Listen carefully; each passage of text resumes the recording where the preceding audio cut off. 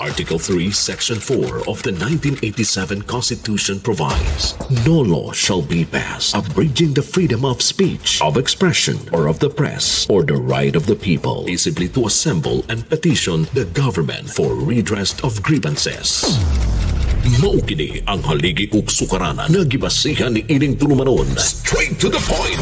Tulumanon sa patas ug labas nga mga balita, interviews, investigative reports, undanon nga mga diskusyon ug di prinsipyo mga komentaryo. Straight to the point. Straight to the point.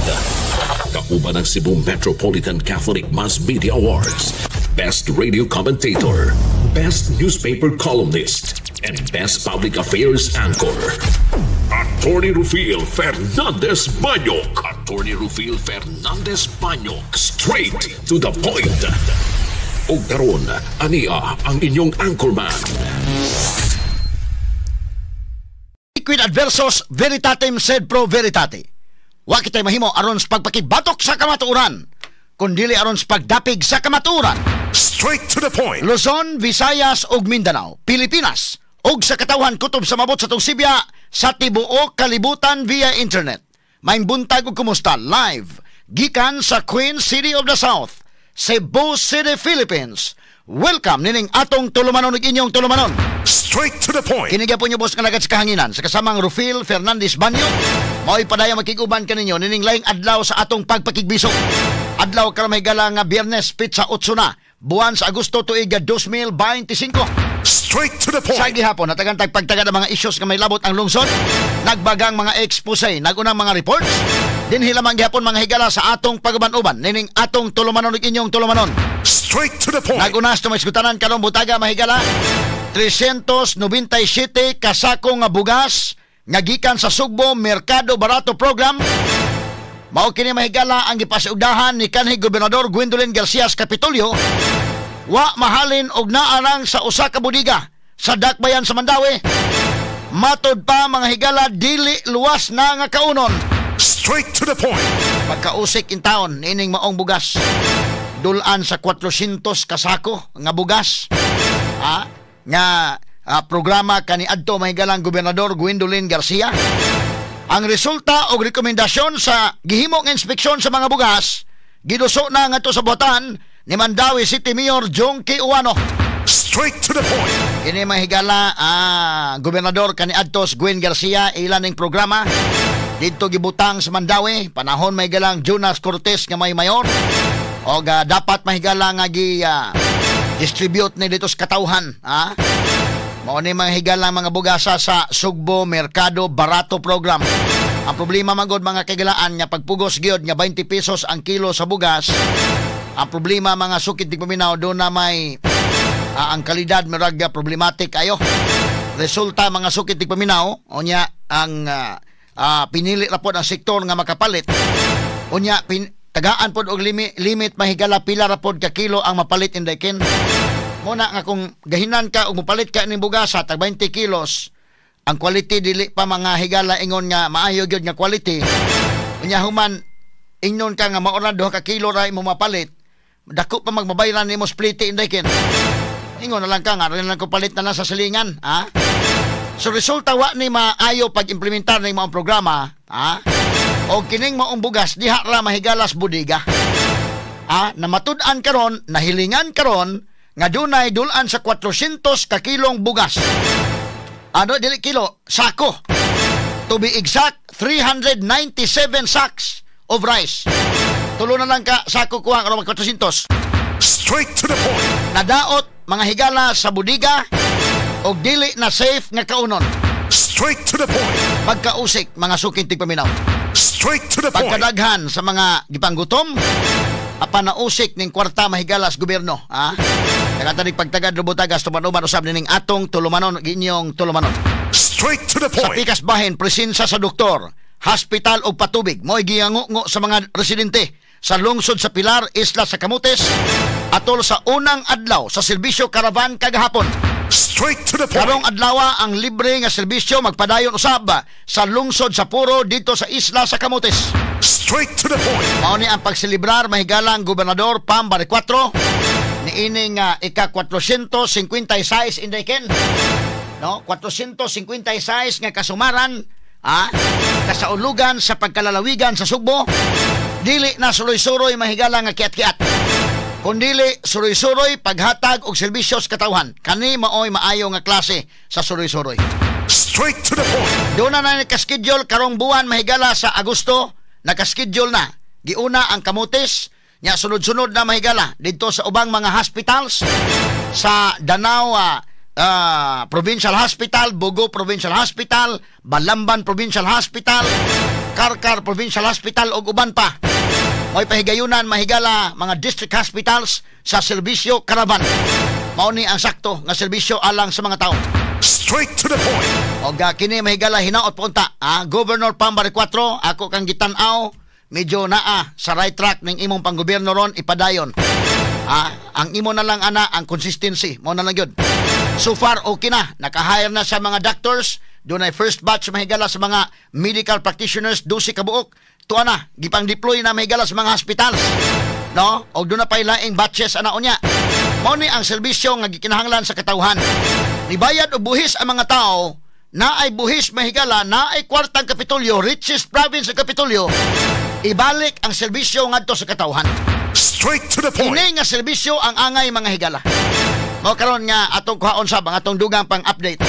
Atong kauban sa DYHP, atong reporter may gilato karon si kasamang RV Veloso sa Isla sa Camotes. Mohatag nato sa dugang report, no? Ako nang gipakuyugan mahigala og atong reporter de sa CBN DYHP kay kini nga klase sa suroy-suroy mao'y nakanindot mahigala nga klase. Katong suroy-suroy nga kiat-kiat dili ta mo pakuyog og reporter adto.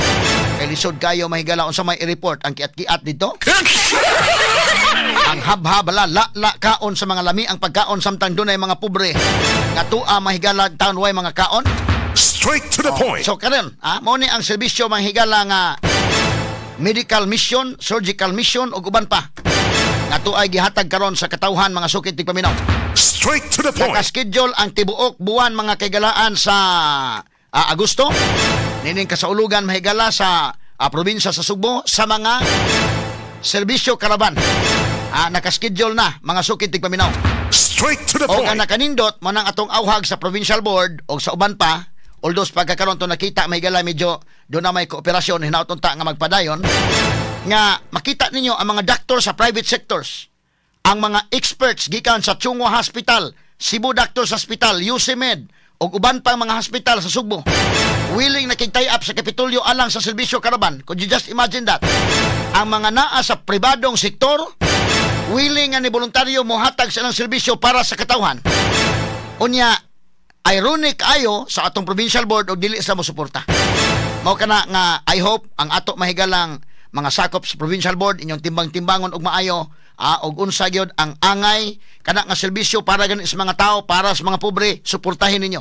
Og kana tan-aw ninyo dili na maayo o sige babagi sa ninyo. Pero tan-aw ninyo nga kana serbisyo gyud alang sa mga kabos, ang mga benepisyo gyud ang mga subuanon, ayaw magbabag-babag. Kay mao nay gipangita sa mga tao. Og mamulitika gani mo din na mapariha mong guwen. Gusto mo formula nga masibilya na mo og asa na kamo puniton ni kahuman na sundugat us guwen. Ni pagtagad dubutaga mga kaigsunan sa manuman usab nining atong tulumanon ug inyong tulumanon. Straight to the point. Regional Tripartite Wages and Productivity Board kon RTWPB nitakda na og sunod-sunod nga public hearings karong buwana alang sa gisugyot nga usbaw sa sweldo sa mga mamumuo sa pribadong sektor. Straight to the point. Samtang sa laing bahin subay sa pagdasok sa mga tao sa buhatan sa LTO, Land Transportation Office o sa sabni mga kagalaan, no? Aron mo claim sa ilang plaka kay miingon namang LTO dakop na. Kadtong inyong mga sakyanan nga mga plaka dili mao, temporary nga mga plate numbers dakpon. So, kuhaan na inyong mga plate numbers. O na mga tao in town nagdasok sad mahigala taon. Aron mo claim silang plaka giklaro karon sa LTO 7 nga wa unay mahitabo nga dakop sa mga sakyanan sa mosunod nga mga adlaw. Straight to the point. Sige, Regional Director Glenn Galario, tagail na sa extension da gamay ha. Lisod kayo basta mag-stampede po na mga tao hinoon din na og claim silang plaka. So walang usa mga higalay dakop sa sunod nga mga adlaw. Tagaan mo chance ang publiko, ha? Katungwa pa makakuha silang plaka. Ang LTO ni dasig hinuon sa mga motorista nga kuhaon na ang ilang plaka katong available na diha sa buhatan sa LTO. Straight to the point. Kailan nyo gamay ang lugway diha gamay, ha? Pero ang motorista sad palihog itong mga tagiya sakyanan, kuhaan na ninyo ang inyong mga plaka aron nga sa ingon ni ana mataod na ninyo sa inyong mga sakyanan. Nya katong namalit o mga sakyanan sa katong mga outlet gyud mga higala sa kuan, mga sakyanan sama panalitan sa Ford, Toyota, Mitsubishi o guban pa, i-follow up ninyo kay mutabang man sila kuha sad sa mga plate numbers. Straight to the point. Okay, ato pagtagad mahigala. Samtang sa Pikas Bahin dito sa Kauluhan, Vice Presidente Sara Duterte nitambong sa usa ka Thanksgiving celebration nga gi-host sa iyang legal team human gi-archive sa Senado ang impeachment case bato kaniya. Straight to the Ato sa point. nang tiwas o gisgot may gala kining impeachment o ato sa pagtagad may gala unsa bagay kalainan di ay sa motion to dismiss, motion to table, motion to archive. Kanang motion to dismiss sayon lang sabton. Ang motion to pero unsa may legal implication. Unsa man mahigala ng motion to table, ha? Mahilig yun mag-table. Kalingo-lingo lang itong mga tao kinisuto yun mahilig mag-table. O motion to archive atong pagtagad rumbuntaga sa tumaman-uban usab nining atong tulumanon og inyong tulumanon. Straight to the point. Samtang kanhi Senador Manny Villar mo'y bugtong Pilipino nga nasod sa top 100 sa Bloomberg Billionaires Index o mga labing dato nga tao sa tibuok kalibutan. Kaingon sa nagsana all. Siya ra usa sa mga Pilipino pertindatuan ni Manny Villar day. Siya ra usa may nasod sa top 100 sa tibuok kalibutan mahigala. Makaingon na kay sana all. Kini uban pang mga isgutanan nyo mabati exclusive over DYHP RMN Cebu 612 sa dial sa inyong radyo sa 93.9 IFM. Serbisyo publiko gikan sa mong lukhan, sa kanunay DYHP #1.